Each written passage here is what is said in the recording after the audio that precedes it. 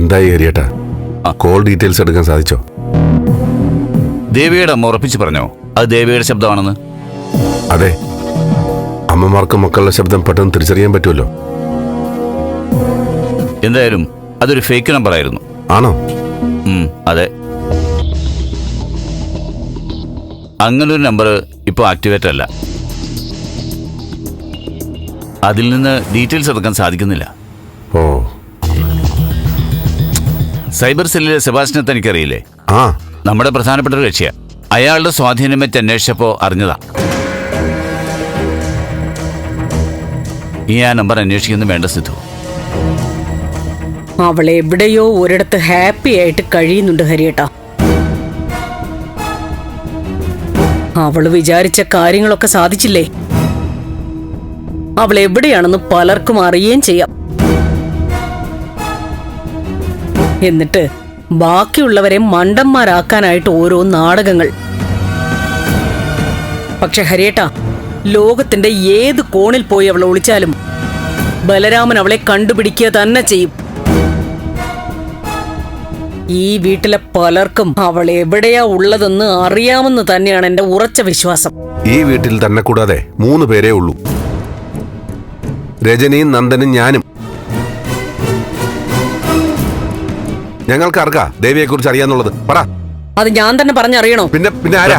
നിർത്ത് സിദ്ധു. പരസ്പരം കുറ്റപ്പെടുത്താനുള്ള സമയമല്ല ഇത്. നിങ്ങളുടെ അവസ്ഥ വലിയ കുഴപ്പം പിടിച്ചതാ. നിങ്ങൾ ഒരുമിച്ച് നിന്നാലേ ഇതിനെയൊക്കെ അതിജീവിക്കാൻ പറ്റൂ. പ്രഭ, ഇനി എന്തൊക്കെ പറഞ്ഞാലും ശരി, സിദ്ധുവിനും നന്ദനും ഒന്നും ദേവിക എവിടെയാണെന്നോ എങ്ങനെയാണെന്നോ ഒന്നും അറിയില്ല. ഞാൻ പ്രഭയെ കുറ്റം പറയുന്നില്ല. ഓരോ തോന്നലുകളുണ്ടായി പോയേക്കാം. എന്തായാലും കേസ് അന്വേഷണം വളരെ ശക്തമായി മുന്നോട്ട് പോകുന്നുണ്ട്. വൈകാതെ തന്നെ എല്ലാം തെളിയും. പക്ഷെ അതിനേക്കാളൊക്കെ മുമ്പ് എത്രയും പെട്ടെന്ന് നടക്കേണ്ട മറ്റൊരു കാര്യമുണ്ട്. അതിനെക്കുറിച്ചുകൂടി പറയാനാണ് ഞാനിപ്പോൾ ഇങ്ങോട്ട് വന്നത്. എന്താ ഹരിയേട്ടാ? ബലരാമൻ തന്റെ മേലുള്ള തെറ്റിദ്ധാരണ അവസാനിപ്പിക്കണം. അത് ഞാൻ മാത്രം വിചാരിച്ചിട്ട് കാര്യമില്ലല്ലോ. താൻ വിചാരിച്ചിട്ടേ കാര്യമുള്ളൂ. താൻ ബലരാമന്റെ വീട്ടിലേക്ക് വരണം എൻ്റെ കൂടെ.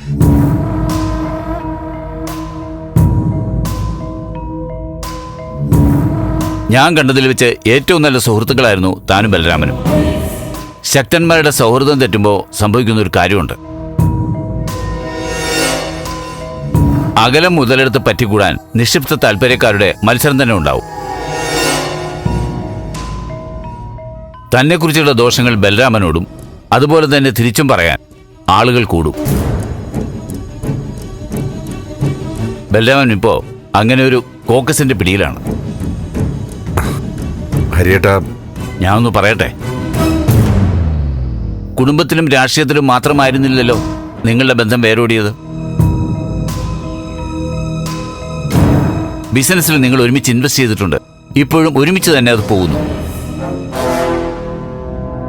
അതുകൊണ്ട് പ്രശ്നങ്ങൾ എത്രയും വേഗം അവസാനിപ്പിച്ചേ പറ്റൂ.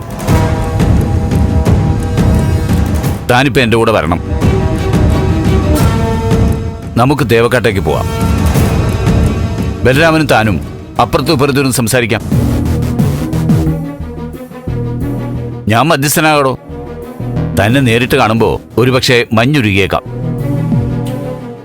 ഇത് തോറ്റു കൊടുക്കുന്നതൊന്നുമല്ല, തെറ്റിദ്ധാരണ മാറ്റുന്നു, അത്രേ ഉള്ളൂ. നഷ്ടപ്പെട്ട സ്നേഹം വീണ്ടെടുക്കാൻ എന്ത് വിട്ടുവീഴ്ചയ്ക്ക് ഞാൻ തയ്യാറാ ഹരിയേട്ടാ.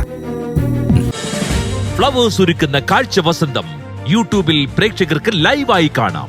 ഫ്ലവേഴ്സ് കോമഡിയിൽ ജോയിൻ ചെയ്യൂ, ആസ്വദിക്കൂ.